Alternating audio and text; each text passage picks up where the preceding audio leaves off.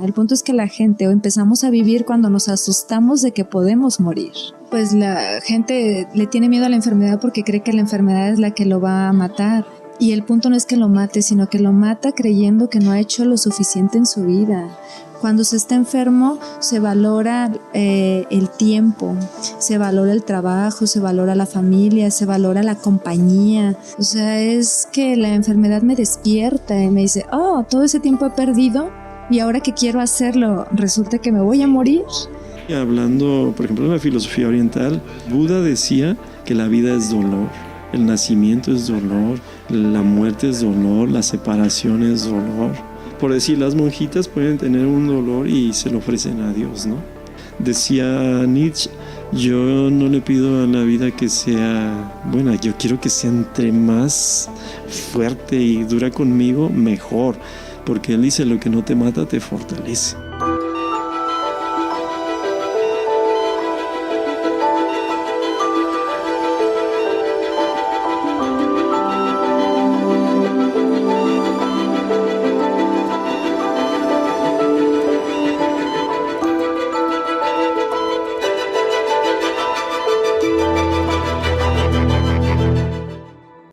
Yo creo que el dolor útil es necesario porque avisa.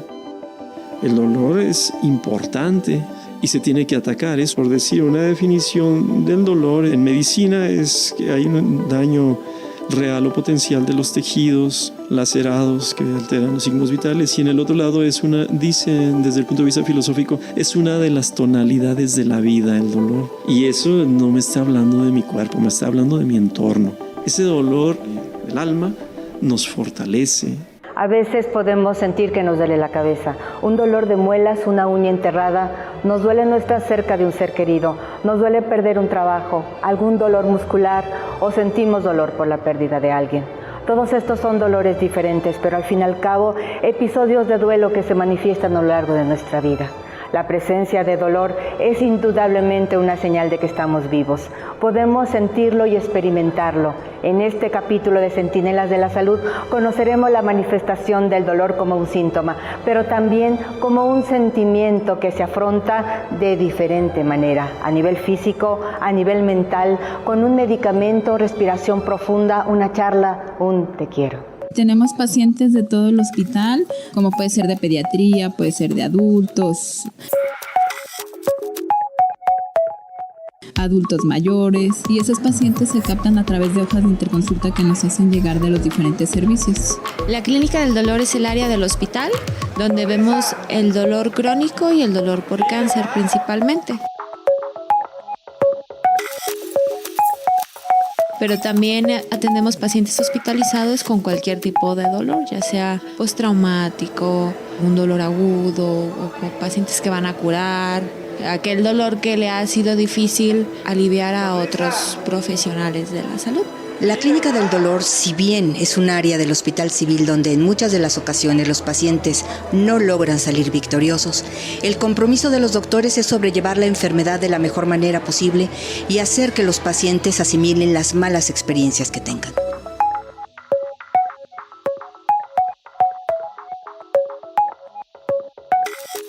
El sufrimiento va en todas las dimensiones en este hospital. El paciente sufre porque no tiene dinero, el paciente sufre porque dejó a su familia, el paciente sufre porque la enfermedad no puede cambiar. Es una impotencia que se vive todos los días en diferentes esferas de su vida. Entonces eso hace que el impacto sea mayor. Los médicos, psicólogos y enfermeras de la clínica trabajan en conjunto para mejorar la calidad de vida de los pacientes. Si bien la enfermedad no se va a quitar, puede mejorar en relación a la tolerancia al dolor.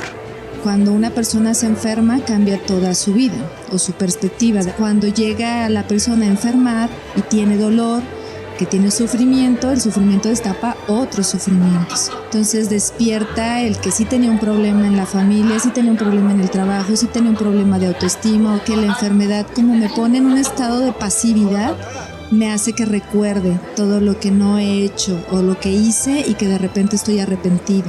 La psicología es una ciencia que va dentro de las personas y su esencia. ¿Por qué?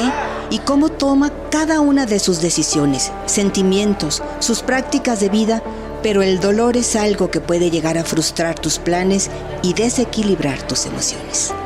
Medir el dolor es muy subjetivo, entonces nosotros aquí lo que tenemos más objetivo es una escala en donde la persona puede ubicarse, ya sea por color o por número, cuánto dolor percibe en ese momento. Si la persona no tiene una educación que pueda determinar del 0 al 10, son caritas en donde puede ubicarse en qué momento o a qué se parece su dolor. Todo el mundo tiene un umbral diferente, es como la capacidad que tienes para asumir o tolerar un estímulo que resulta doloroso. A lo mejor a ti te pican con un alfiler y no sientes, pero si a mí me pican yo digo ¡ah! Grito y me desespero. Una sesión de atención psicológica dura en promedio 45 minutos. El área de clínica del dolor del Hospital Civil de Guadalajara cuenta con el apoyo de 3 psicólogos que atienden cada uno a su vez 6 pacientes en promedio por día. Yo hago una entrevista inicial. En esta entrevista yo recabo datos personales, recabo datos de la familia, del dolor y la enfermedad y cómo la pasan con ello. Hay veces que el paciente, por su emoción, su etapa del duelo o por la historia que tiene de vida y también la historia de la enfermedad, lo que le está como fallando es que a lo mejor no conoce su dolor y no sabe cómo empieza o cómo empeora o qué estrategias tiene esta persona para disminuirlo, que están educadas a que el dolor llega y se toman una pastilla que creen que eso es lo único que se puede hacer. En el año de 1983, el doctor Oscar Sierra tuvo la idea de crear una clínica del dolor, tras observar que en la ciudad de Alabama, en los Estados Unidos, llevaban a los niños en edad preescolar a un recorrido por el hospital pediátrico para mostrarles que no era un lugar de llanto y dolor. Se inició sobre todo por la falta de atención que se le producía al dolor en nuestro medio. Nosotros quisiéramos ver que aquí en el hospital nadie se está quejando de dolor, porque hay atención suficiente. Y eso es una cosa magnífica para el humano. Es un derecho trascendental de la Organización Mundial de la Salud. Ojalá yo me diera cuenta de que ya no hay pacientes que se quejen, pero todavía falta mucho por eso. En los primeros años de la Clínica del Dolor, se asistía a un paciente por semana. Hoy se atienden cerca de 40 pacientes de consulta y otros 40 en todas las áreas del hospital donde se requiere el servicio, casi 80 pacientes por día.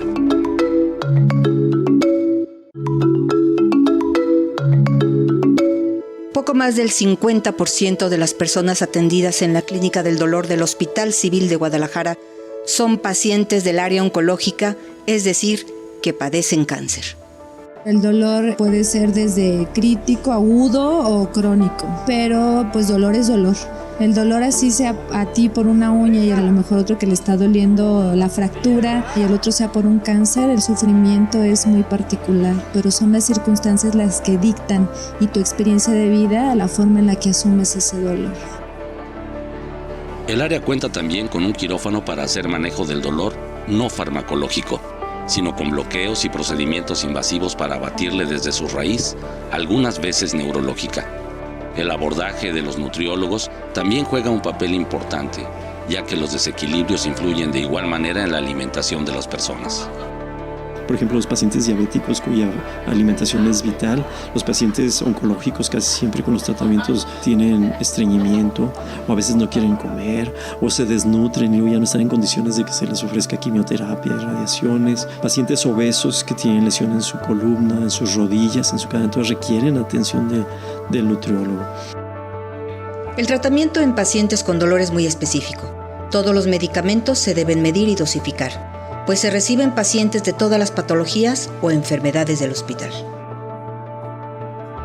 Se maneja desde un analgésico convencional, como puede ser paracetamol, parecoxib, desquetoprofeno, hasta un opioide potente como es la morfina, fentanil, sufentanil.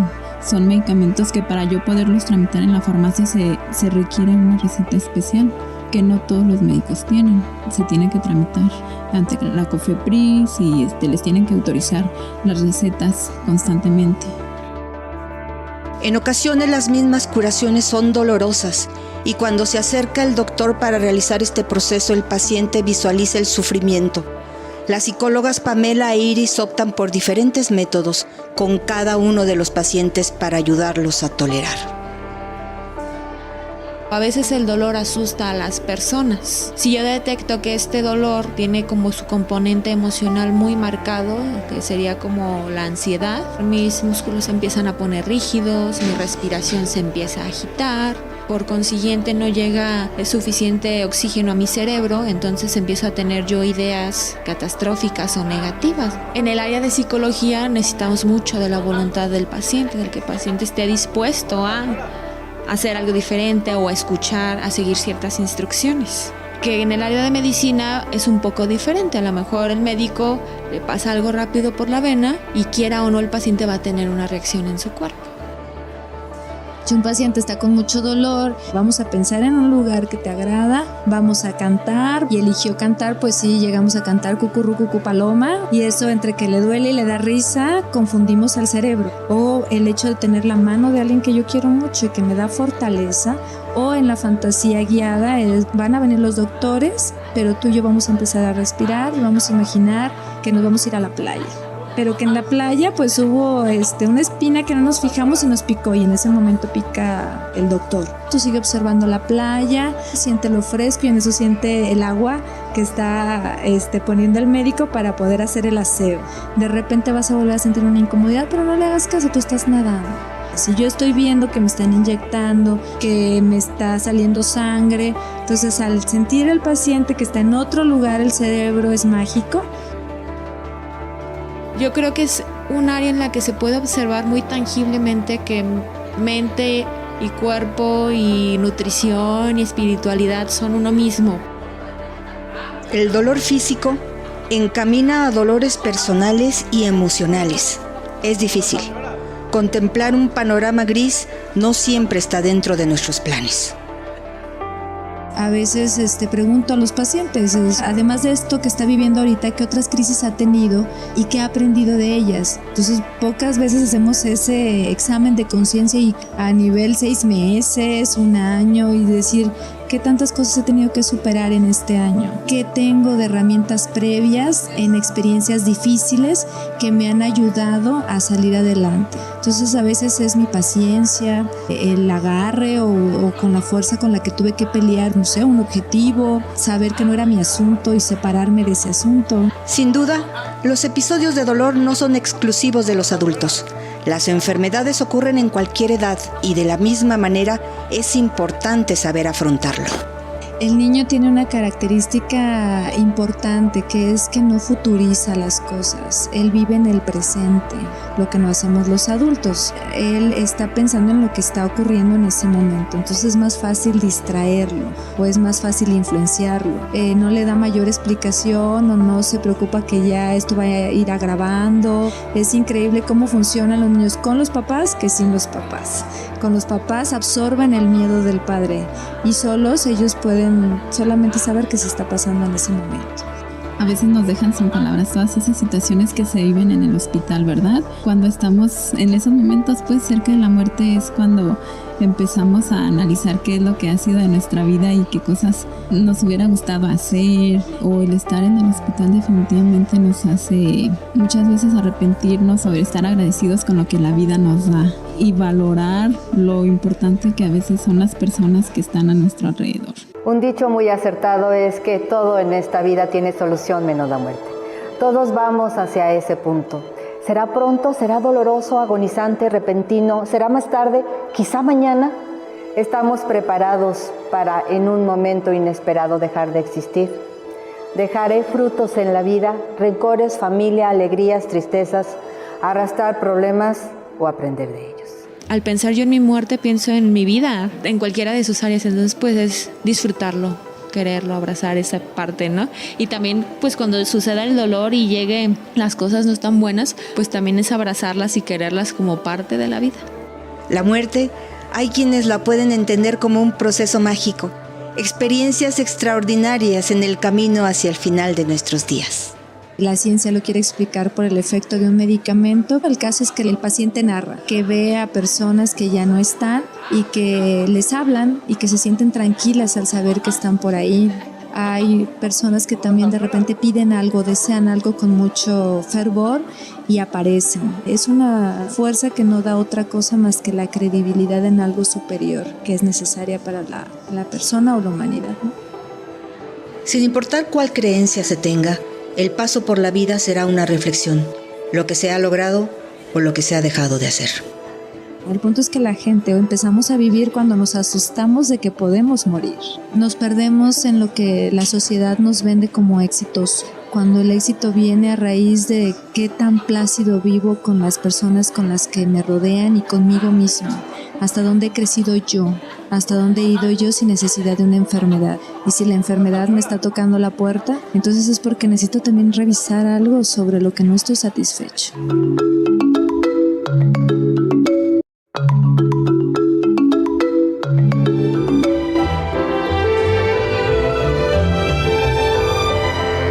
Una de las características del personal de la Clínica del Dolor es la atención permanente.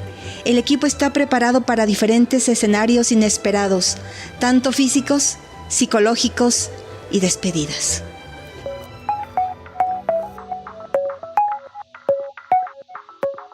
Yo hace 20 años que llegué, veíamos una consulta a la semana.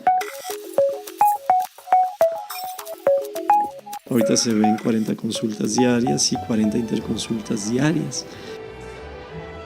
Se realizan unos 5 procedimientos también, un procedimiento diario por lo menos, invasivo. Cualquiera podrá venir de otro lado y decir, oh, qué magnífico, tienes 25 personas aquí entre médicos, enfermeras, psicólogos, intendencia, pasantes, residentes, internos. Es un hospitalón, clínica del dolor. Yo creo que sí somos de las clínicas del dolor que más pacientes ven a nivel nacional. Desde hace unos años, la Clínica del Dolor dio lugar a una historia mística.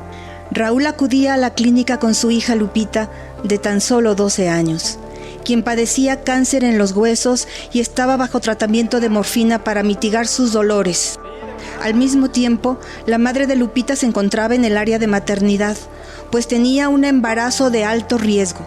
El padre de familia, en medio de tal situación agobiante y sombría, un día llegó con el doctor Gerardo con un semblante de completa confusión, pues Lupita había fallecido el mismo día que su esposa daba a luz.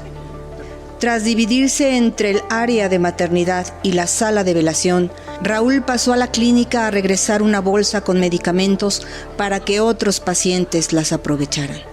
Así, el doctor Gerardo entregó uno de esos frascos de morfina a otro paciente con bajos recursos, quien al día siguiente regresó con el mismo frasco, el cual no contenía ninguna pastilla, y en su lugar estaba un rosario dentro.